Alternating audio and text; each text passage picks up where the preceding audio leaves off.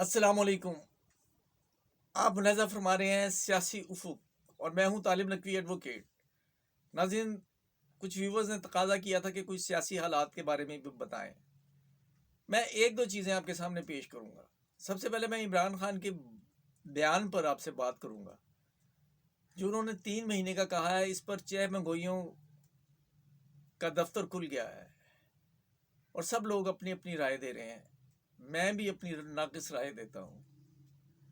میں آپ سے صرف یہ بتانا چاہ رہا ہوں کہ جو 3 مہینے کا انہوں نے کہا ہے کہ بہتری ہوگی، یہ بلکہ بہتری کے لفظ بھی استعمال نہیں کیے کہ انہوں نے یہ فرمایا کہ اگلے 3 مہینے جو ہیں وہ اہم ہوں گے.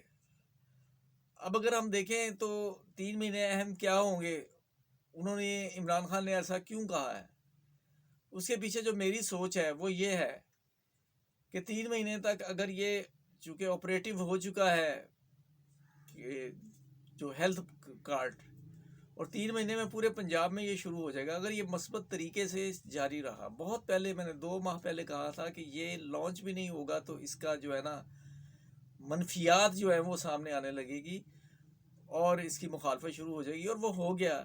مخالفت ہو رہی ہے، ظاہر ہے مائنس پلس تو ہوتے ہیں. بجائے تجاویز دینے کے اس پہ تنقید زیادہ ہو رہی ہے، اور تنقید کرنے والے بلاول صاحب نے بھی کہا ہے کہ یہ کیا پروگرام ہے وغیرہ وغیرہ.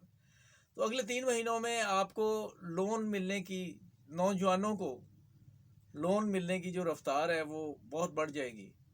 اور اس حوالے سے عثمان ڈار واقعتاً بہت بالکل شفاف طریقے سے وہ کام کر رہے ہیں. اگرچہ ریجیکٹ ہونے والے امیدواروں کی تعداد بہت زیادہ ہے، لیکن جو ایک کرائٹیریا فکس ہو گیا ہے، اس کرائٹیریا پہ کوئی ماما، کوئی چاچا اور کوئی کزن، کوئی حلقے کے پسندیدہ لوگ، یہ نہیں بلکہ حقیقی لوگ جو ہیں وہ اس سے استفادہ کریں گے. لیکن عوام کی نہ جانے کیوں ابھی تک نگاہ اس طرف نہیں ہے. خاص طور پہ نوجوان جو ہیں وہ اگر کاروبار کرنا چاہتے ہیں اس کے لیے لون، اور تاریخی طور پر بہت کم جو ریٹ آف انٹرسٹ یا شرح سود وہ بے حد کم ہے.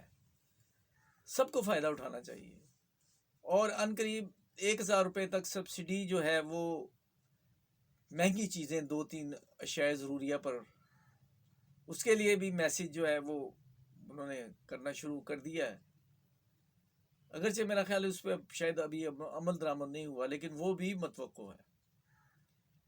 اور اس کے علاوہ 1-2 اور ان کے منصوبے ہیں جو پائپ لائن میں آ گئے ہیں، اور ہمیں ہمارے ذرائع سے بھی پتہ چلا ہے.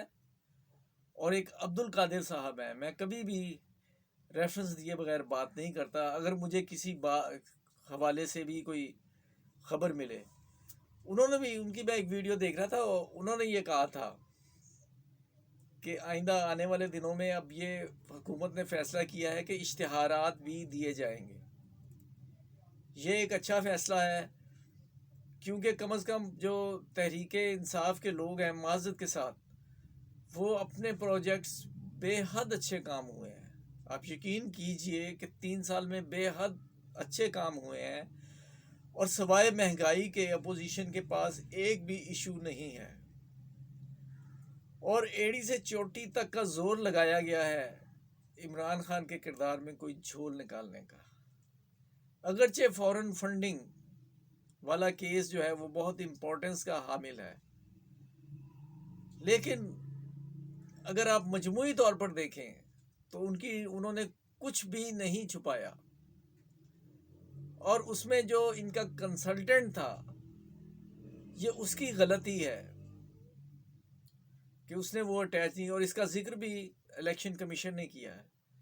اور اگر اس میں ان کے خلاف ایکشن ہو بھی جاتا ہے تو اس ہمام میں سب ننگے ہیں. اور آپ کہتے ہیں کہ تبدیلی نہیں آئی.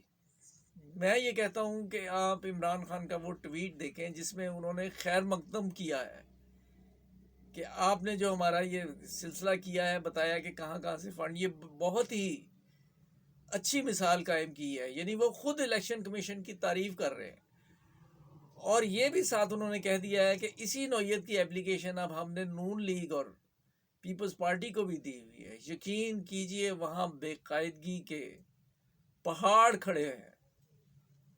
اگر تحریک انصاف کو کچھ ہوگا تو نون لیگ اور یہ نہیں بچ سکیں گے. اور میں تھوڑا سا وضاحت کر دوں کہ یہ اوور نائٹ کچھ نہیں ہو جائے گا، بلکہ اس پہ جو ہے وہ آگے سپریم کورٹ میں بھی جانے کا حق ہے پی ٹی آئی کو.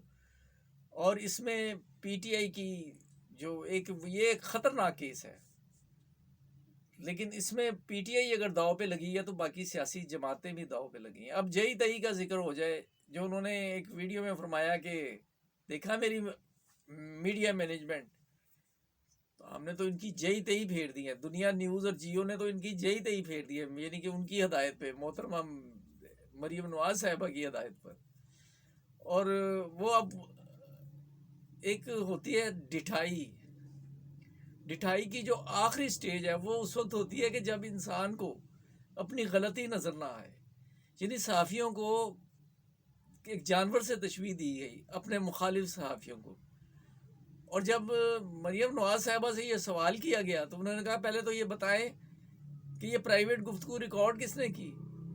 تو محترمہ جناب، یہ آپ کے والد صاحب کی ہدایت پر ریکارڈ کی گئی، جب انہوں نے کہا تھا کہ سب منسٹرز کے بھی مبینہ طور پر فون جو ہے نا وہ کیے جائے، گفتگو جو ہے اس کا ریکارڈ رکھا جائے. تو پرویز رشید صاحب اس وقت فنانس منسٹر تھے، اور میں ہمیشہ سے یہ کہتا آیا ہوں کہ نواز شریف مسلم لیگ نون کو میں سیاسی جماعت ماننے کو تیار نہیں ہوں. ناظرین، ملک کا فنانس منسٹر، اسے ہدایات کون دے رہی ہے؟ وزیر اعظم کی بیٹی. اور وہ کیا کہہ رہی ہے؟ وہ یہ کہہ رہی ہے کہ یہ آپ نے پلان کرنا ہے، ایسے اپنے مخالفین سے اس طرح نبٹنا ہے. اور بلکہ وہ اسٹریٹجی دے رہے ہیں موصوف کہ یہ فلاں بھی ہمارے خلاف ہے، فلاں. اب آپ جو جیو والوں کو کہیں کہ وہ ہمارے جو ہے نا ہاتھ ہولا رکھیں، اور ہمارے فیور میں بولنے والا بندہ آپ نے کیوں ہٹا دیا؟ تو یہ دیکھ لیں، یہ سب کچھ آپ کے سامنے. جب سوال کیا گیا تو انہوں نے کہا کہ پہلے یہ تو بتائیں کہ ٹیپ یہ ریکارڈ کیوں کی گئی، اور جو آپ نے ثاقب نثار کی ٹکڑے جوڑ کر بنائی، جس پر اب آپ خاموشی آپ کو لگ گئی ہے، اس کے بارے میں کیا خیال ہے؟ اور اس میں جیو نیوز کے رپورٹر نے خود ان کے شہزاد صاحب نے جو ہے نا وہ پورا بتا دیا کہ فلاں فلاں فلاں جگہ سے مختلف ویڈیوز کے فقرات لے کر انہوں نے یہ ویڈیو بنائی ہے، جس میں وہ یہ کہہ رہے ہیں کہ عمران کو دوبارہ لانا ہے. ناظرین، ہمیں سوچنا چاہیے، ہمیں بے حد سوچنے کی ضرورت ہے کہ کیا یہ لوگ ایسے اس قابل ہیں کہ میڈیا پر عوام کے سامنے آ سکیں. آج کے لیے اتنا ہی. سیاسی افق کے ساتھ طالب نقوی ایڈوکیٹ کو اجازت دیجیے. اور اگر آپ نے سبسکرائب نہیں کیا تو سبسکرائب کر کے بیل آئیکن کو کلک کریں. آپ کا بہت بہت شکریہ. اللہ حافظ.